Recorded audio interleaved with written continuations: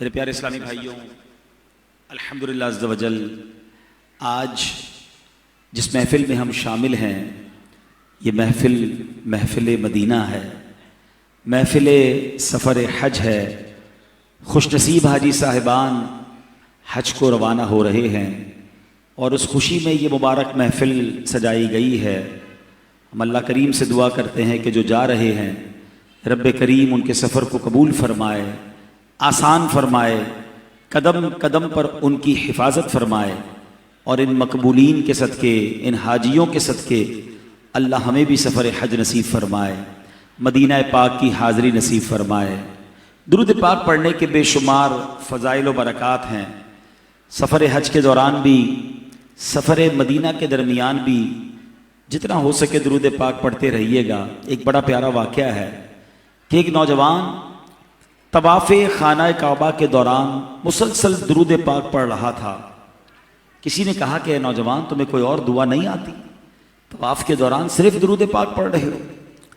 اس نے کہا دعائیں تو آتی ہیں، مگر بات یہ ہے کہ میں اور میرے والد حج کو روانہ ہوئے، سفر کے دوران والد صاحب کا انتقال ہو گیا، اور میں نے کیا دیکھا کہ والد صاحب کا چہرہ سیاہ پڑ گیا، آنکھیں الٹ گئیں، پیٹ پھول گیا۔ میں بہت رویا اور کہا انا للہ و انا الیہ راجعون۔ رات کی تاریکی چھا گئی، میری آنکھ لگی، میں سو گیا۔ خواب میں دیکھا کہ ایک بہت ہی نورانی شخصیت، سفید لباس پہنے معطر ہستی تشریف لائے، میرے والد کریم کی میت کے پاس آ کر اپنا نورانی ہاتھ انہوں نے میرے والد کے چہرے اور پیٹ پر پھیرا۔ وہ چہرہ جو تھوڑی دیر پہلے سیاہ تھا اب دودھ سے زیادہ سفید اور روشن ہو گیا، پیٹ بھی اپنی اصلی حالت پر آ گیا۔ جب وہ نورانی بزرگ واپس جانے لگے تو میں نے ان کا دامن تھاما اور کہا سیدی، اس مشکل میں، اس سفر کے دوران آپ نے میری مدد فرمائی، آپ کون ہیں؟ تو وہ عظیم ہستی کہتی ہیں کیا مجھے نہیں پہچانتا؟ میں تمہارا نبی محمد الرسول اللہ صلی اللہ تعالی علیہ وسلم ہوں۔ سنو، تمہارا باپ بڑا گناہگار تھا مگر ہم پر بکثرت درود شریف پڑھا کرتا تھا۔ جب اس پر مصیبت نازل ہوئی اس نے فریاد کی، ہم نے اس کی فریاد رسی کی، اور ہم ہر اس شخص کی فریاد رسی کرتے ہیں، فریاد سنتے ہیں جو اس دنیا میں ہم پر زیادہ درود بھیجتا ہے۔ سبحان اللہ۔ ہجر نبی میں آہ کہاں بے اثر گئی، تڑپے جو ہم یہاں تو مدینے خبر گئی۔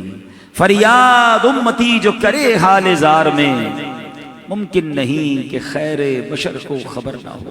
تو اے میرے پیارے اسلامی بھائیوں، پتہ چلا کہ درود پاک پڑھنا نہ صرف دنیا میں کام آتا ہے بلکہ موت کے وقت اور آخرت میں بھی کام آنے والا وظیفہ ہے۔ تو ہمیں بھی چاہیے کہ چلتے پھرتے، اٹھتے بیٹھتے کثرت کے ساتھ درود پاک پڑھتے رہیں۔ آئیے مل کر محبت کے ساتھ بآواز بلند درود پاک پڑھ لیجئے۔ صلو علی الحبیب صلی اللہ تعالی علی محمد صلی اللہ علیہ وسلم۔ سبحان اللہ۔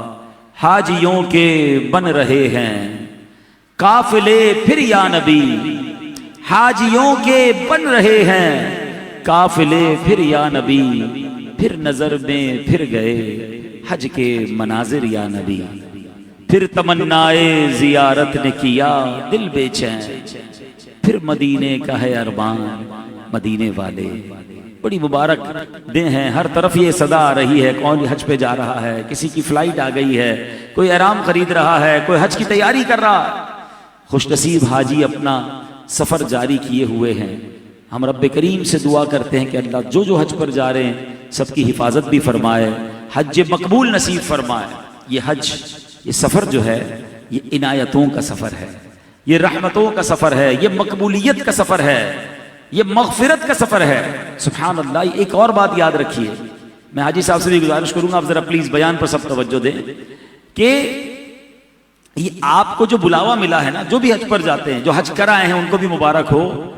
یہ فیصلہ ابھی نہیں ہوا، یہ ہزاروں سال پہلے فیصلہ ہو چکا ہے۔ حضرت ابراہیم علیہ السلام نے جب کعبے کی تعمیر کی تھی تو اللہ نے حضرت ابراہیم سے فرمایا کہ اے ابراہیم لوگوں کو حج کے لیے بلاؤ، اللہ کے گھر کے حج کے لیے بلاؤ۔ تو آپ نے اللہ سے کہا مولا میری آواز کون سنے گا؟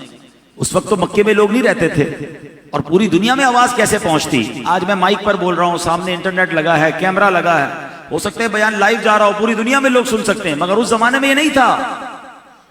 اللہ کی طرف سے حکم ہوا، اے ابراہیم تمہارا کام آواز لگانا ہے، ہمارا کام آواز پہنچانا ہے۔ حضرت ابراہیم جبل ابو قبیس پر کھڑے ہو گئے۔ جبل ابو قبیس یہ وہ پہاڑ ہے جو آج بھی آپ دیکھ سکتے ہیں، کوہ صفا کے پاس، صفا کی پہاڑی کے پاس جو پہاڑ ہے جہاں پر آج بھی محل بنا ہوا ہے، یہ دنیا کا سب سے پہلا پہاڑ ہے، یاد رکھیے گا۔ حضرت ابراہیم علیہ السلام اس پہاڑ پر کھڑے ہوئے اور لوگوں کو صدا لگائی کہ اے لوگوں، اللہ کے گھر کے حج کے لیے آ جاؤ۔ اب یہ آواز اس وقت پوری دنیا میں سنائی دی، یہ ایسا روحانی ٹرانسمیشن تھی، کوئی سیٹلائٹ نہیں تھا، مگر پوری دنیا کے لوگوں نے یہ آواز سنی، بلکہ صرف لوگوں نے نہیں، ماں کے پیٹ میں بچوں نے آواز سنی، عالم ارواح میں روحوں نے آواز سنی۔ علماء کہتے ہیں اس وقت حضرت ابراہیم کی پکار پر جتنے لوگوں نے لبیک کہا، جس نے ایک بار لبیک کہا وہ ایک بار حج کرے گا، جس نے 2 بار لبیک کہا وہ 2 بار حج کرے گا، جس نے جتنی بار لبیک کہا وہ اتنے حج کرے گا۔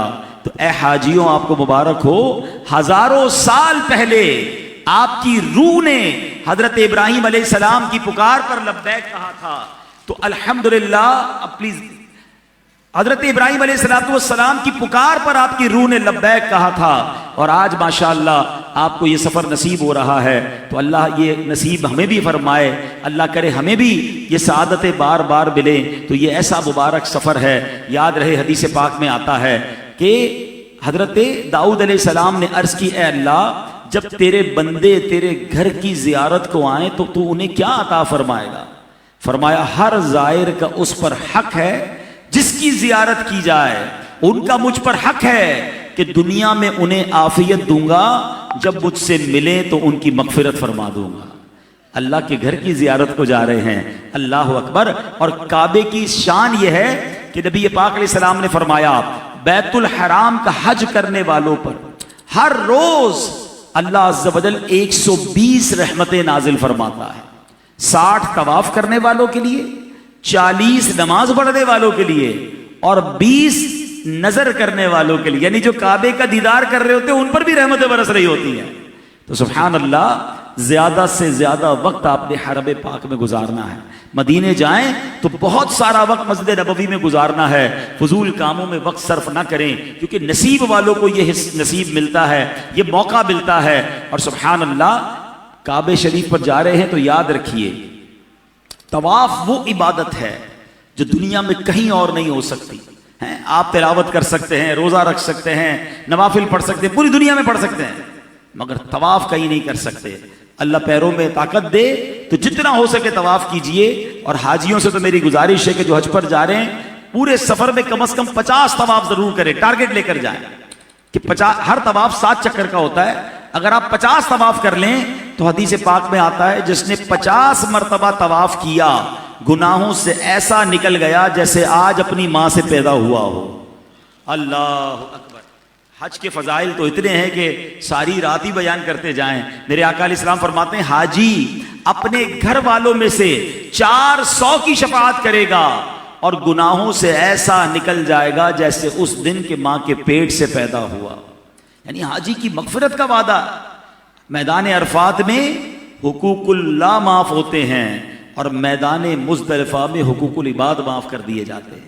یہ ایسا مغفرت کا سفر ہے، سبحان اللہ۔ بلکہ یہاں تک فرمایا حاجی کی مغفرت ہو جاتی ہے، اور حاجی جس کے لیے استغفار کرے اس کی بھی مغفرت ہو جاتی ہے۔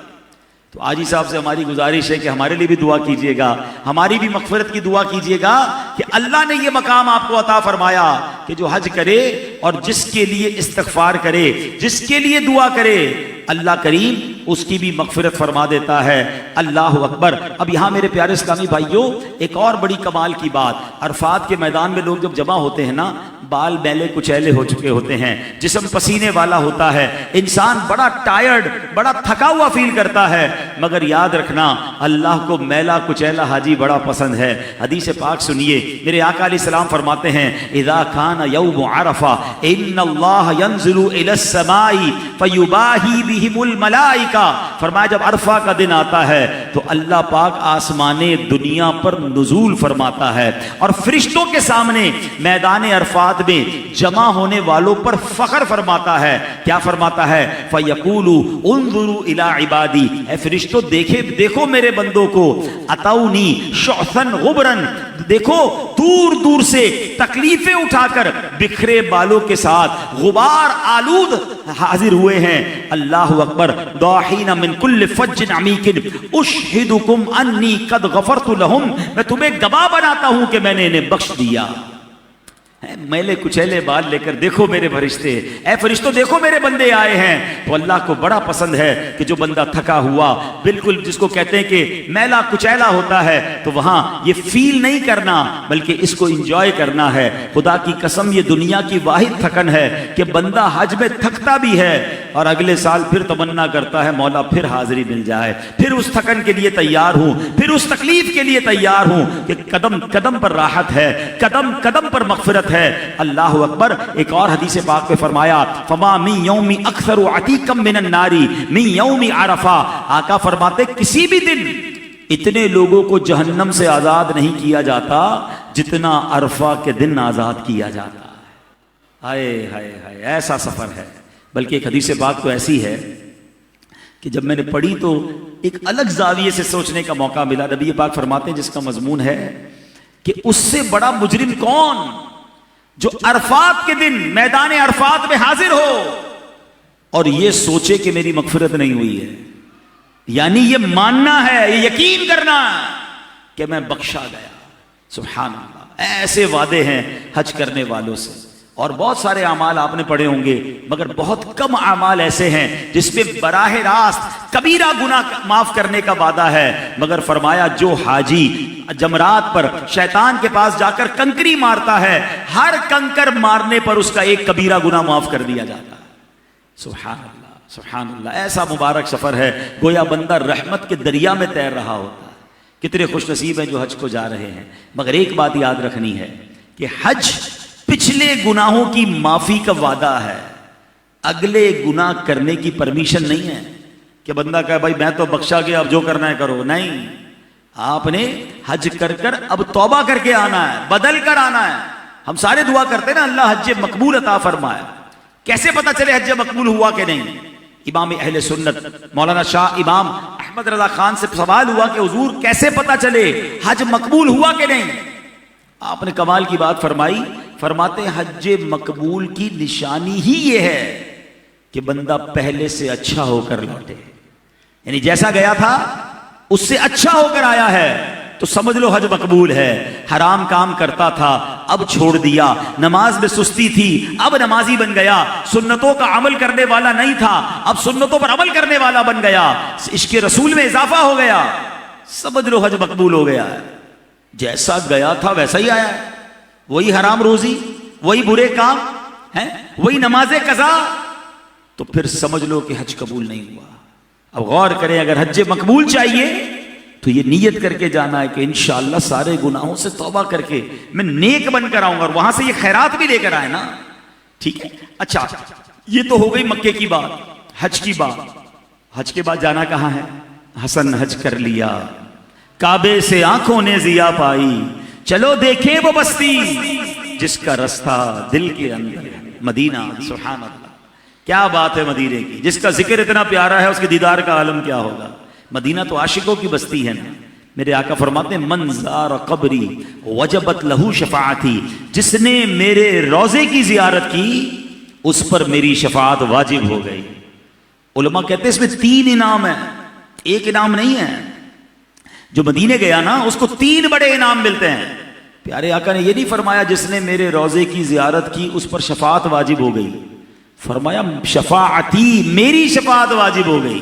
کیونکہ شفاعت تو اور بھی لوگ کریں گے نا، انبیاء بھی شفاعت کریں گے، حافظ صاحب بھی کریں گے، علماء بھی کریں گے، نیک لوگ بھی شفاعت کریں گے.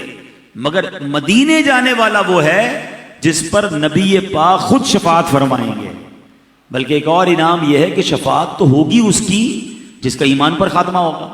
تو اس کا مطلب یہ ہوا کہ جو مدینے جاتا ہے حاضری دیتا ہے اس کا ایمان پر بھی خاتمہ ہوگا، اس کی گارنٹی بھی ہو گئی ہے. تو 3 انعام ہیں جو روضہ رسول پر حاضری دیتا ہے. اور اللہ اکبر، مدینے کی تو کیا شان ہے. میرے آقا کا روضہ وہ ہے جہاں 70,000 صبح فرشتے حاضری دیتے ہیں، 70,000 شام فرشتے حاضر دیتے ہیں. اور سنو، جو ایک بار حاضر ہو جائے اسے دوبارہ حاضری کا موقع نہیں ملتا، کیونکہ اللہ کے فرشتے اتنے ہیں، سب نے حاضری دینی ہے. اللہ اکبر. تو فرشتوں کو زندگی میں ایک بار حاضری کا موقع ملتا ہے، اور ہم گناہ گاروں پر کرم تو دیکھو کہ جتنی بار جائیں میرے آقا بلاتے ہیں. ایک ایک دن میں کئی بار حاضری دیں، بلکہ کئی بار مدینے جائیں. سبحان اللہ. اعلیٰ حضرت لکھتے ہیں نا، معصوم کو تو عمر میں صرف ایک بار اور آسی پڑھے رہیں تو صلاح عمر بھر کی ہے. پھر کیوں نہ مدینے جانے کو ترسیں. مدینہ وہ ہے کہ جس کے راستے پر فرشتے پہرا دے رہے ہیں. اللہ اکبر. مدینے کی زندگی بھی کمال کی ہے، مدینے کی موت بھی کمال کی ہے. میرے آقا فرماتے ہیں کہ تم میں سے جس سے ہو سکے وہ مدینے میں مرے، کہ جو مدینے میں مرے گا میں اس کی شفاعت کروں گا. ہائے ہائے. طیبہ میں مر کے ٹھنڈے چلے جاؤ آنکھیں بند، طیبہ میں مر کے ٹھنڈے چلے جاؤ آنکھیں بند. سیدھی سڑک یہ شہر شفاعت نگر کی ہے. اللہ ہمیں مکہ پاک اور مدینہ طیبہ کی با ادب حاضریاں نصیب فرما. ایک بات یاد رکھنا ہے، سفر کرنا بڑے ادب سے ہے، سفر کرنا بڑے خیال سے ہے. سنبھل کر پاؤں رکھنا زائروں شہر مدینہ میں، سنبھل کر پاؤں رکھنا زائروں شہر مدینہ میں. کہیں ایسا نہ ہو سارا سفر بیکار ہو جائے. یہ نارمل شہر نہیں ہے، یہ نارمل سفر نہیں. ہم پکنک پر نہیں جا رہے، ہم اس جگہ جا رہے ہیں جہاں جانے کے لیے کروڑوں رو رہے ہیں، کروڑوں تڑپ رہے ہیں، اور ہمیں بلایا گیا. جس کو بلایا گیا وہ تو کہتے ہیں سر سجدے سے نہ اٹھے، شکر سے سر نہ اٹھے کہ میں کب آنے کے قابل تھا، رحمت نے یہاں تک پہنچایا. میں کب آنے کے قابل تھا، رحمت نے یہاں تک پہنچایا. سرکار پہ تن من جان فدا، سرکار توجہ فرمائے. اللہ کرے اس کیفیت کے ساتھ ہم حرمین طیبین کی حاضری دیں. جیسے جی چاہے جہاں میں گھوم پھر. باقی دنیا میں آپ اپنے سٹائل سے جاتے ہیں، جائیے جیسے جی چاہے جہاں میں گھوم پھر. پر یہ مدینہ ہے، یہاں آہستہ چل، بارگاہ ناز میں آہستہ بول، قدسیوں کے درمیان آہستہ چل. مکے مدینے میں جب آپ چل رہے ہوتے ہیں نا تو تصور یہ ہو میں فرشتوں کے درمیان چل رہا ہوں. کیوں؟ کیونکہ مستجاب پر مکہ پاک کی ایک دیوار ہے، حرم کعبہ میں کعبے کی دیوار جو کہ حجر اسود اور رکن یمانی کے درمیان کی جو دیوار ہے، یہاں پر 70,000 فرشتے دعاؤں کی آمین کے لیے موجود ہوتے ہیں. اس کا مطلب میں جب چل رہا ہوں نا مکے مدینے میں فرشتوں کے درمیان چل رہا ہوں تو آرام سے، ادب سے بولنا، آرام سے ہے بات، آرام سے ادب کے ساتھ. جو ہمارا سٹائل ہے وہاں یہ انداز نہ رکھنا. قرآن کیا فرماتا ہے؟ حاجیوں سے براہ راست قرآن مخاطب ہے. قرآن فرماتا ہے فمن فرض فیہن الحج، تو جو ان میں حج کی نیت کرے. تو اب 3 چیزوں کے بارے میں روکا گیا کہ یہ 3 کام مت کرنا. فلا رفث ولا فسوق ولا جدال فی الحج. یہ تب سب حاجیوں کو یاد رکھنا ہے، بلکہ جو بھی سفر مدینہ، مکے مدینے جب بھی جائیں، عمرے پر بھی جائیں، یہ 3 چیزیں غور کر لیں. کیا فرمایا؟ فلا رفث، بے حیائی کی باتیں، مرد و عورت کی جو باتیں ہوتی نا وہ نہیں کرنی ہے. ولا فسوق، اور نہ کوئی گناہ ہو. ولا جدال فی الحج، اور نہ کسی سے جھگڑا ہو حج کے درمیان. یہ 3 باتیں بڑی اہم ہیں. ہوتا کیا ہے کہ یہاں بھی عادت ہوتی ہے بے حیائی کی باتیں کرنے کی، بری باتیں کرنے کی. ٹائم بہت ہوتا ہے مکے مدینے میں، تو اب جب دوستوں میں بیٹھتے ہیں تو پہلے تو 1-2 دن تو بڑے سیدھے ہوتے ہیں، سارے تسبیح یاد میں ہے، طواف کر رہے ہیں، قرآن پڑھ رہے ہیں. اب 1-2 دن کے بعد سب چھوٹ گیا. اب ہوٹل ہے، ہوٹل کی لابی ہے، کھانا پینا ہے، بازار ہیں، اور سناؤ کیا ہو رہا ہے، پاکستان میں کیا ہو رہا ہے، سیاست میں کیا ہو رہا ہے، کون سے ملک کی جنگ ہو رہی ہے. اللہ اکبر. اس لیے گئے تھے. جتنے لوگ مجھے سن رہے ہیں اور ایک بار بھی مکے مدینے گئے نا، اپنے آپ سے پوچھئے کہ جب ہم گئے تھے ہم نے کتنے گھنٹے مکہ پاک میں حرم میں گزارے پورے دن میں، اور کتنے گھنٹے مسجد نبوی میں گزارے. آپ جب غور کریں گے نا تو آپ کو اندازہ ہوگا کہ 4 میکسیمم 5 گھنٹے. بہت کوئی نیک آدمی زیادہ وقت گزار لیا تو 6 گھنٹے. یعنی 24 گھنٹے میں سے 4 5 6 گھنٹے سے زیادہ حرم میں نہیں گزرے تو باقی کہاں گزرے؟ ہوٹل کے اندر، کھانے پینے، شاپنگ سینٹر، دوستوں کے ساتھ۔ عجیب تماشا لوگوں نے لگایا ہوا ہے، موبائل ہاتھ میں۔ کراچی والے تو پتہ نہیں کسی ہوٹل کی لابی میں بیٹھ جائیں گے، اور وہ چونکہ نیٹ آ رہا ہوتا ہے وہ ساری رات بیٹھے ہیں، حرم نہیں جا رہے۔ حرم گئے تھوڑی دیر کے لیے پھر واپس نکل آئے۔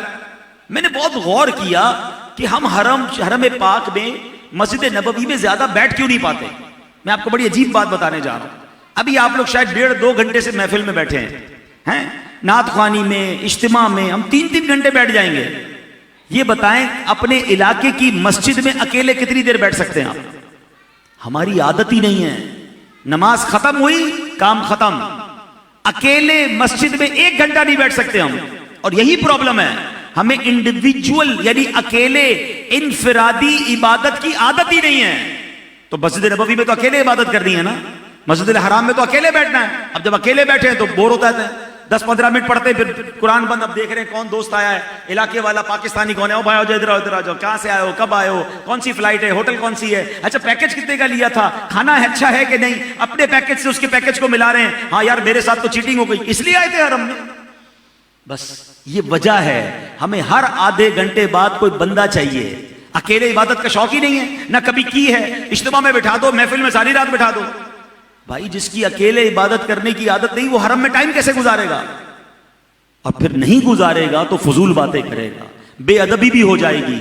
ایسا نہ کریں۔ میں حاجیوں سے گزارش کرتا ہوں، جب بھی مکے مدینے جانا ہے اس سے پہلے پریکٹس کریں، اکیلے اپنے گھر میں جا نماز پر بیٹھ کر 2 گھنٹے گزارنے کی عادت ڈالیں۔ اپنی گھر کے علاقے محلے کی مسجد میں کچھ وقت اکیلے بتائیں، تاکہ جب مسجد نبوی میں جا کر بیٹھوں تو اٹھنے کا دل نہ ہو۔ ظہر میں جاؤں تو رات تک بیٹھا رہوں، ہمیں تو ہر تھوڑی دیر بعد گھر جانے کا جی چاہتا ہے۔ غور کریں ہم کتنی دیر بیٹھتے ہیں۔ رات کو جاؤں تو ساری رات بیٹھوں، حرم پاک میں جاؤں تو کعبے کو دیکھتا رہوں۔ اب میں آپ کو مشورے دوں گا آپ کیا کریں، لیکن پہلے یہ بات مان لیں کہ ہمیں بیٹھا نہیں جاتا ہمارا مسجد الحرام میں یا مسجد نبوی شریف میں، اور اس کی وجہ سے ہم پھر گھوم پھر رہے ہوتے ہیں۔ اور اتنا قیمتی وقت لاکھوں روپے خرچ کر کے گئے، دعائیں مانگ کر گئے، اور وقت کتنا گزارا اس جگہ پر۔ میں ایک واقعہ نہیں بھولتا، ہمارے ایک اسلامی بھائی تھے منصور اتاری، اللہ پاک ان کی مغفرت فرمایا، اب ان کا انتقال ہو گیا۔ ایک بار وہ بہت غریب اسلامی بھائی تھے، ان کو کسی نے مدینہ شریف کی ٹکٹ وغیرہ کی ترکیب بنا دی، تو وہ ایک قافلے والوں کے ساتھ مدینے گئے۔ الحمدللہ میں بھی ان دنوں مدینے پاک حاضر تھا، تو مجھے قافلے والے ملے کہ یار وہ منصور بھائی آپ کے جاننے والے ہیں، وہ تو ہمارے ہوٹل میں آتے ہی نہیں ہیں، پتہ نہیں کہاں ہیں، قافلے والوں کو ملتے ہی نہیں ہیں۔ تو اتفاقاً مجھے منصور بھائی جو تھے وہ مسجد نبوی شریف میں مل گئے۔ میں نے کہا منصور بھائی آپ کدھر ہو، آپ کے قافلے والے ڈھونڈ رہے ہیں، آپ ہوٹل جاتے ہی نہیں ان کے پاس۔ کیا کمال کا جواب دیا اس بندے نے، وہ کہتا ہے میں ہوٹل کے لیے تھوڑی آیا ہوں، میں تو اپنے آقا کے لیے آیا ہوں نا، میں نے ہوٹل جا کر کیا کرنا ہے، میں مسجد نبوی شریف میں بیٹھا رہتا ہوں، تھک جاتا ہوں تو ادھر ہی سو جاتا ہوں، واش روم جانا ہوتا تو حرم شریف کے استنجا خانے موجود ہیں، اچھا اس کے بعد بھوک لگتی ہے تو باہر کوئی نہ کوئی لنگر بٹ رہا ہوتا ہے کھانا کھا لیتا ہوں، میں تو ہوٹل صرف کپڑے بدلنے جاتا ہوں، باقی میں ادھر ہی پڑا ہوا ہوں، میں پھر پتہ نہیں کب مدینے آؤں گا۔ کیا بات کی اس بندے نے یار، ہم گئے مدینے کے لیے ہیں، ہم روتے یا اللہ مکہ دکھا دے، مدینہ دکھا دے، مگر مکے مدینے میں حرم پاک میں وقت کتنا گزارتے ہیں۔ غور کیجئے، یہ وار ہے شیطان کا کہ وہاں جا کر بھی عبادت نہیں کرنے دیتا، موبائل ساتھ، انٹرنیٹ ساتھ، سارے سوشل میڈیا اکاؤنٹ ساتھ، اللہ اکبر، پتہ نہیں کیا کیا دیکھ رہے ہیں۔ غور یاد رکھیے گا، مکہ پاک میں حدود حرم میں ایک نیکی لاکھ نیکی کے برابر ہے، تو ایک گناہ بھی 1,00,000 گناہ کے برابر ہے۔ ایسا نہ ہو برائیوں کی عادت لے کر گئے، غیبت کی عادت لے کر گئے، ایسے لڑ رہے ہوتے ہیں حاجی اللہ اکبر آستینیں چڑھا کے، میں بتاتا ہوں کون ہوں، قرآن کہہ رہا ہے جھگڑا نہیں ہے کرنا، اور حج پہ لڑ رہے ہیں، پتہ چلا لڑائی کر کے سارے سفر کی برکت ہی ضائع کر دی۔ نہ کریں ایسا، اور پھر ایسی ایسی باتیں سننے کو ملتی یار مزہ نہیں آ رہا، بہت گرمی ہے، بہت رش ہے یار، کھانا اچھا نہیں ہے۔ اللہ اکبر، آپ کس جگہ کے بارے میں یہ باتیں کر رہے ہیں؟ آپ کے گھر کوئی آئے مہمان، ذرا تصور کریں، اور آ کر کہے آپ کے گھر کا کھانا اچھا نہیں لگا، آپ کے گھر کی صفائی اچھی نہیں لگی، مزہ نہیں ہے آپ کے گھر پہ مجھے، اگلی بار بلاؤ گے اس مہمان کو؟ بتاؤ نا، آپ کہو گے کیسا بدتمیز مہمان ہے یار، میرے میں ایک تو دعوت دی اس کو، گھر پہ بلایا اور آ کے برائیاں کر رہا ہے گھر کی۔ اللہ نے مجھے اور آپ کو بلایا جہاں کروڑوں لوگ ترس رہے ہیں، اور وہاں جا کر شکوے شکایات، یاد رکھنا وہاں کی بے ادبی کرنے والے کو پھر نہیں بلایا جاتا۔ اگر چاہتے ہیں نا کہ بار بار بلایا جائے تو تو وہاں بے ادبی مت کرنا، شکوہ مت کرنا. سچی بات تو یہ ہے میں کب آنے کے قابل تھا، رحمت نے یہاں تک پہنچایا. میں آپ کو ایک مثال دیتا ہوں. ایک مجرم ہو، اس کو بیڑیاں لگی ہوئی اور اس کو عدالت میں لے جایا جائے. آج فیصلے کا دن ہو، جج سامنے بیٹھا ہو، مجرم کی بیڑیاں لگی ہوں. یا تو آج اس کو معاف کر دیا جائے گا یا سزائے موت ہوگی. مجرم کی کیفیت کیا ہوگی؟ رو رہا ہوگا، معافی مانگ رہا ہوں، بس آج بخشا جاؤں، آج نکل جاؤں. اور وہ عدالت میں جا کر کے جج صاحب عدالت اچھی نہیں ہے، پنکھا صحیح نہیں ہے، بیٹھنے کا انتظام صحیح نہیں ہے. یہ کرے گا کبھی کوئی ایسا مجرم جو بیڑیاں لگا ہوا ہے؟ مجرم کے نخرے نہیں ہوتے. حرمین طیبین جاؤ تو یہ سوچ کر جاؤ کہ ایک مجرم گیا ہے اپنے رب کی بارگاہ میں بخشش لینے، مغفرت لینے، خیرات لینے گیا ہے. جو قابل نہیں تھا اسے بلایا گیا ہے. سوچے تو صحیح، ہماری مسجد کے امام صاحبان، علماء، کتنے نیک لوگ ہیں جو رو رہے ہیں کہ اللہ ہمیں بلا لے. اور مجھ جیسے گناہگار کو اگر بلایا گیا ہے تو کیفیت کیا ہونی چاہیے؟ سر شرم سے جھکا ہونا چاہیے. جو ہے بد سے رکے مجرم تو رحمت نے کہا بڑھ کر چلے آؤ چلے آؤ، یہ گھر رحمان کا گھر ہے. کیفیت تو یہ ہونی چاہیے. کھانا پینا انتظامات اس پر بات کریں گے نہیں میرے پیارے اسلامی. کچھ لوگ کریں گے، آپ ان کے قریب نہ جائیں. وہ اس طرح کی باتیں چل رہی ہوں گی، آپ کے ہوٹل میں بھی چلیں گی، آپ کے خیموں میں بھی چلیں گی. مگر یاد کرنا کہ جب اس طرح کی بات کرنے کو جی چاہے اندر سے یہ پیغام آ جائے، فلا رفث ولا فسوق ولا جدال فی الحج. بے حیائی کی بات نہیں کرنی، گناہ نہیں کرنا، جھگڑا نہیں کرنا. بلکہ صدر الشریعہ بدر الطریقہ امجد علی اعظمی صاحب نے تو یہاں تک لکھا بہار شریعت میں کہ بعض اوقات انسانی شکل میں فرشتے کو بھیجا جاتا ہے کہ حاجی کا ٹیسٹ لیا جائے. ہاں، کوئی آپ کی سیٹ پر بیٹھ جائے گا، کوئی آپ کے ساتھ ایسا کام کرے گا کہ آپ کو غصہ آئے گا. اب آپ کا امتحان ہے کہ لڑائی کرتے ہو یا معاف کرتے ہو. کیا پتا چیکنگ کے لیے کوئی آیا، فرشتہ ہی آیا اور میں لڑ پڑا، میں نے برا بھلا کہا، میں نے دھکا دے دیا. ارے اللہ کا مہمان وہ بھی ہے نا. آپ اگر یقین کریں، یہ ذہن بنا کر جائیں کہ میں تو سامان بھی زیادہ لے کر جاؤں، ایک چپل کی جگہ 2 چپل لے کر جائیں، ایک احرام کی جگہ 2-3 احرام لے جائیں، رفیق الحرمین کتاب امیر اہل سنت کی 2-3 ساتھ لے جائیں، پیسے بھی تھوڑے زیادہ لے جائیں. کسی حاجی کو ضرورت پڑے گی، اس کا چپل ٹوٹ گیا تو اپنا چپل دے دوں گا، احرام خراب ہو گیا میں اپنا احرام دے دوں گا. ارے اس کی دعا لگ گئی تو میرا بیڑا پار ہو جائے گا. حاجی سب رب کے مہمان ہیں. آپ کو پتہ ہے ضیوف الرحمان کہا جاتا ہے حاجیوں کو، اللہ کا رحمان کا مہمان. میں ایک اور مثال دیتا ہوں. آپ کے گھر میں شادی ہو، ٹھیک ہے، اور آپ کے مہمان آئے ہیں. آپ کے چند دوست دروازے پہ کھڑے ہو جائیں، آنے والوں کو ویلکم کریں، کھانا کھلائیں، پانی پلائیں، ان کو سب کو خوش کر کے بھیجیں. سچ بتاؤ آپ کو کتنا اچھا لگے گا کہ یار یہ دوستوں نے میرے مہمانوں کی خدمت کی، مہمان میرے خدمت یہ کر رہے ہیں. کتنا پیار آئے گا آپ کو ان دوستوں پر. اب بلا تمثیل سوچو، اللہ کے مہمان آئے ہیں، خدمت آپ کر رہے ہیں. اللہ کے مہمان آئے ہیں، خوش آپ کر رہے ہیں. اللہ کے مہمان آئے ہیں، راضی آپ کر رہے ہیں. بتاؤ نا پھر رحمان آپ کو کیسا نوازے گا. مجھ سے کچھ لوگ پوچھتے رہتے ہیں یار کوئی ایسا فارمولہ بتائیں بار بار مدینے کی حاضری ملے، بار بار حج ملے. میں آپ کو فارمولہ بتا دیتا ہوں. حج پر جانا تو حاجیوں کی خدمت کرنا، مدینے جانا تو زائرین مدینہ کی خدمت کرنا. ان کی دعائیں لگیں گی، تمہیں بار بار بلایا جائے گا. خود سوچو نا کہ سرکار کے مہمانوں کی آپ خدمت کر رہے ہیں، میرے آقا پھر بلائیں گے.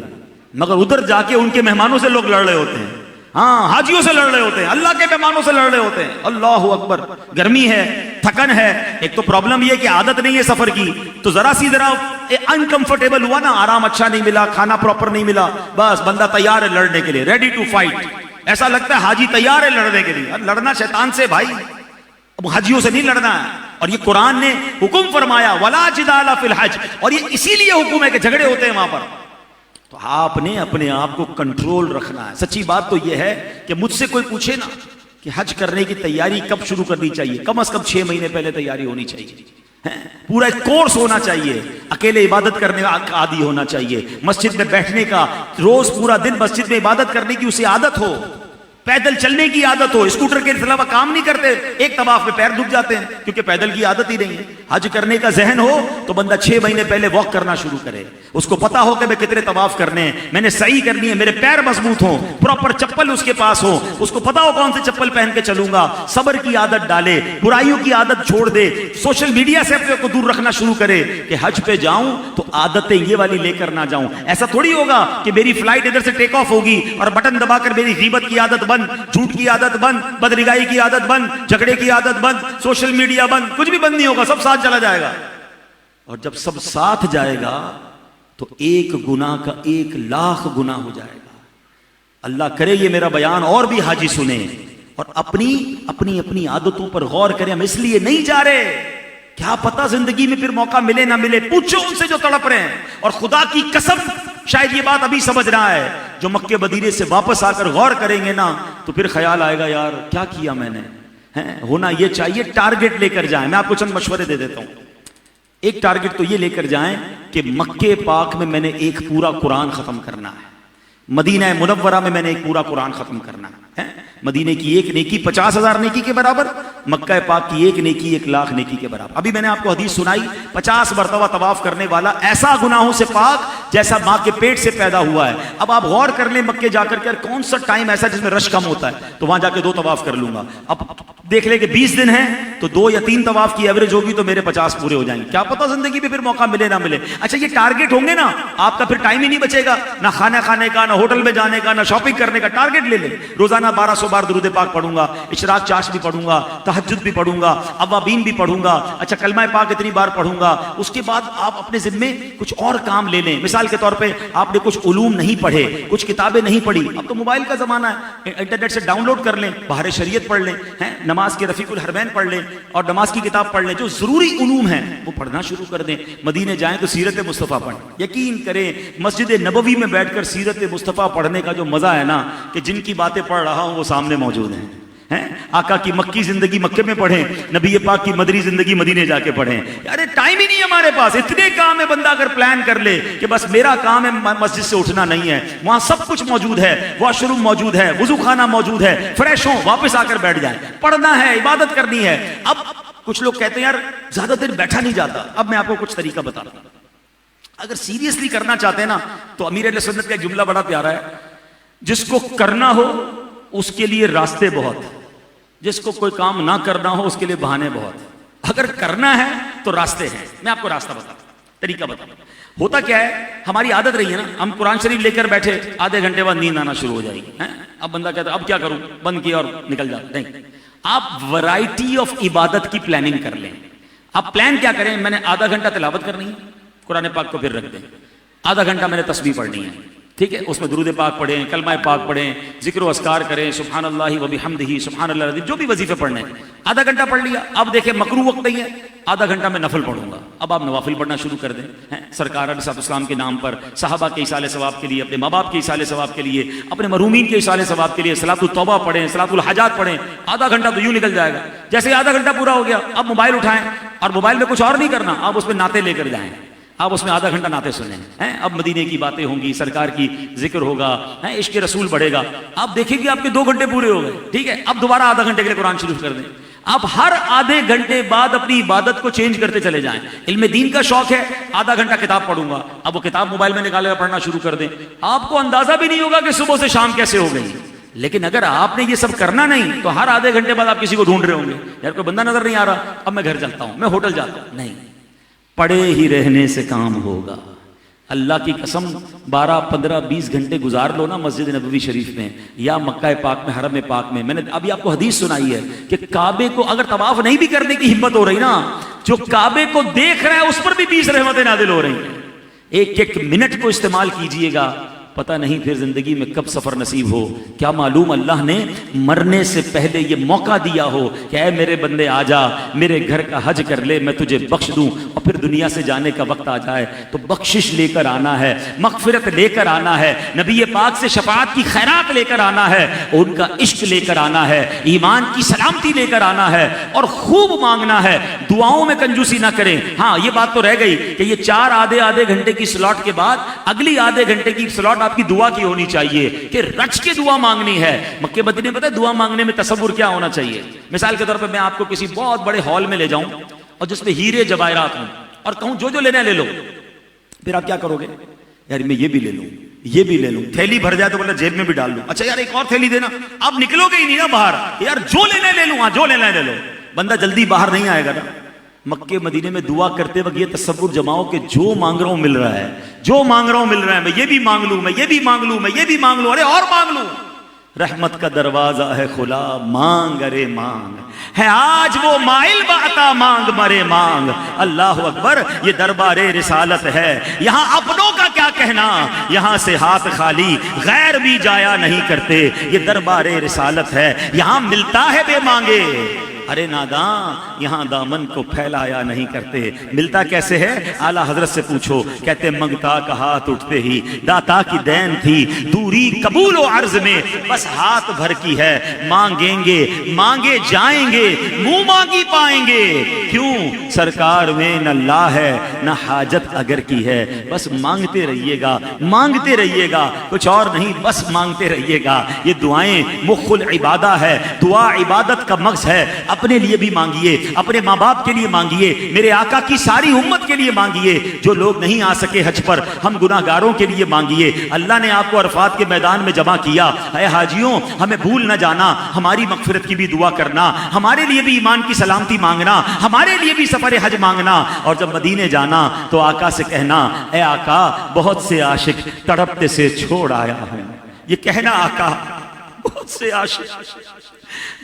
عاشق تڑپتے سے چھوڑ آیا ہوں. بلاوے کے منتظر ہیں لیکن نہ صبح آیا نہ شام آیا. آقا سے عرض کرنا یا رسول اللہ آپ کے بہت سے غلاموں نے سلام عرض کیا ہے، ہم گناہ گاروں کا سلام بھی عرض کیجئے گا، ہماری حاضری کی دعا بھی کیجئے گا. اللہ آپ کے سفر کو قبول فرمائے. تو بہرحال میرے پیارے اسلامی بھائیوں، چند باتیں میں نے حج کے حوالے سے کی ہیں اور کچھ دل کا درد تھا وہ بھی بیان کیا کہ وقت ضائع مت کیجئے گا. پوچھو ان سے جو مدینے نہیں جا پا رہے، پوچھو ان سے جن کے پاس انتظام نہیں ہے، کیسا تڑپ رہے ہیں. اور آپ کو بلا لیا گیا ہے تو جب بلایا گیا ہے تو انشاءاللہ اس سفر کو زندگی کا یادگار سفر بنائیں. الحمدللہ حاجیوں کے لیے بہترین تحفہ امیر اہل سنت کی 2 کتابیں رفیق الحرمین اور عاشقان رسول کی 130 حکایات. یہ کتاب ساتھ رکھیں، سفر میں پڑھتے رہیں، انشاءاللہ ذوق بھی بڑھتا رہے گا. اللہ کریم ہم سب کو یہ مبارک سفر نصیب فرمائے، ہم سب کو اس سفر کی برکتیں عطا فرمائے. جو جا رہے ہیں ان کے سفر کو قبول فرمائے. الحمدللہ ایسی پیاری باتیں دعوت اسلامی کے ماحول میں سکھائی جاتی ہیں، اس ماحول سے وابستہ رہیں. عشق رسول بڑھانے والا ماحول ہے، ہمارے دلوں میں مکے مدینے کی محبت پیدا کرنے والا ماحول ہے. لاکھوں کروڑوں لوگ پہلے جناب لندن و پیرس کے خواب دیکھتے تھے، اب نوجوانوں کو بھی مدینے کی یاد میں رلانے والا یہ پیارا ماحول دعوت اسلامی کا ماحول ہے. اس سے وابستہ رہیں. اللہ پاک عمل کرنے کی توفیق عطا فرمائے. آمین بجاہ النبی الامین صلی اللہ علیہ وسلم. انشاءاللہ الحمدللہ رب العالمین والصلاة والسلام علی خاتم النبیین. اللہم ربنا آتنا فی الدنیا حسنۃ وفی الآخرۃ حسنۃ وقنا عذاب النار وقنا عذاب القبر وقنا عذاب الحشر وقنا حساب المیزان. اے کریم مولا ہم سب کی حاضری کو اپنی بارگاہ میں قبول فرما. اے کریم مبارک حاجی سفر حج کو جا رہے ہیں، ان کا سفر قبول فرما، خیر سے جانا اور خیر سے آنا نصیب فرما. اور میرے مولا جو تڑپ رہے ہیں انہیں بھی یہ مبارک سفر نصیب فرما. پروردگار راہ مدینہ ہم سب کے لیے آسان فرما. ہمیں بھی احرام کی چادریں پہنے لبیک اللہم لبیک پڑھتے ہوئے تیرے گھر کا طواف نصیب فرما. صفا اور مروہ کی سعی عطا فرما. اے اللہ عرفات کے میدان کی حاضری عطا فرما. منا اور مزدلفہ کی مبارک راتیں نصیب فرما. اور پھر تڑپتے ہوئے روتے ہوئے مدینہ منورہ کا باذوق اور با ادب سفر نصیب فرما. نبی پاک کے در کی مقبول حاضریاں نصیب فرما. پیارے آقا کے در کی خیرات عطا فرما. شفاعت ہم سب کا مقدر فرما دے. اے پروردگار ہمارے گناہوں کو معاف فرما. ہمارے ماں باپ کی، نبی پاک علیہ السلام کی ساری امت کی بخشش فرما. اے اللہ جو بیمار ہیں انہیں شفا عطا فرما. قرض داروں کے قرضے اتر جائیں. بے اولادوں کو نیک اور صالح اولاد عطا فرما. اے کریم مولا وطن عزیز کی خیر فرما. عالم اسلام کی حفاظت فرما. مسلمان دنیا میں جہاں جہاں پریشان ہیں ان کی غیب سے مدد فرما. اے اللہ ہم سب کو حاسدوں کے حسد سے بچا، بد نظروں کی بد نظری سے بچا، شیطان کے شر، جادو ٹونے آسیب، زمینی اور آسمانی بلاؤں سے محفوظ فرما۔ ربنا تقبل منا انك انت السميع العليم وتب علينا يا مولانا انك انت التواب الرحيم وافوض امري الى الله ان الله بصير بالعباد ببركة ان الله وملائكته يصلون على النبي يا أيها الذين آمنوا صلوا عليه وسلموا تسليما اللهم صل على سيدنا ومولانا محمد طب القلوب ودوائها وعافية الأبدان وشفائها ونور الأبصار وضيائها وعلى آله وصحبه وبارك وسلم۔ جب دم واپسی ہو یا اللہ، سامنے ہو روضہ رسول اللہ، اور لب پہ ہو لا الہ الا اللہ محمد الرسول اللہ۔ انشاءاللہ محفل جاری رہے گی۔ ایک بات رہ گئی تھی جو بڑی اہم ہے، حج کے فضائل تو بیان ہو گئے، مگر ایک اور حدیث یاد رکھی کہ جس کو استطاعت ہے، جو حج کرنے کی طاقت رکھتا ہے، اس کے باوجود اگر کوئی حج نہیں کرتا تو ایسا نہیں کہ وہ جناب کوئی چھوٹا موٹا جرم کر رہا ہے۔ حدیث پاک میں آتا ہے جو استطاعت کے باوجود، حدیث کا خلاصہ یعنی طاقت رکھنے کے باوجود حج نہ کرے، مجھے کوئی پرواہ نہیں، میرے آقا فرماتے وہ یہودی ہو کر مرے یا نصرانی ہو کر مرے۔ یعنی حج نہ کرنے والا استطاعت رکھنے کے باوجود اس کے ایمان پر خاتمہ نہ ہونے کا خوف ہے۔ اگر میرا کوئی ایسا بھائی یا بہن سن رہی ہے جنہوں نے حج نہیں کیا اور اللہ نے ان کو مال دیا ہے، طاقت دی ہے، تو پہلے حج کریں۔ حج فرض ہے، زندگی میں ایک ہی تو فرض ہے، بار بار تو حج فرض نہیں ہے نا، ایک بار اگر ہو گیا تو حج فرض کر لے پہلے پورا۔ کچھ لوگ کہتے ہیں یار بچی کی شادی ہو جائے، تھوڑا کاروبار سیٹ ہو جائے، فلاں مسئلہ حل ہو جائے۔ ارے بھائی مسئلے ہیں تو پہلے حج کر لو، کیونکہ وہاں جا کر تو مسئلے حل ہوتے ہیں۔ مٹتے ہیں جہاں بھر کے آلام مدینے میں، بگڑے ہوئے بنتے ہیں سب کام مدینے میں۔ تو مدینے نہ جانے کا بہانہ نہ کیا کرو، مدینے جانے کے بہانے ڈھونڈا کرو کہ چلو کسی بہانے مدینے پہنچوں، ساری بگڑی بن جائے گی۔ تو حج کرے، تاخیر نہ کرے۔ اللہ ہم سب کو حج کرنے کی توفیق عطا فرمائے۔ اللہ کے نبی صلی اللہ علیہ وسلم نے فرمایا، میری طرف سے لوگوں کو پہنچا دو، اگرچہ ایک آیت ہی ہو۔ مزید روحانی بیانات سننے کے لیے چینل کو سبسکرائب ضرور کرتے جائیں۔ شکریہ۔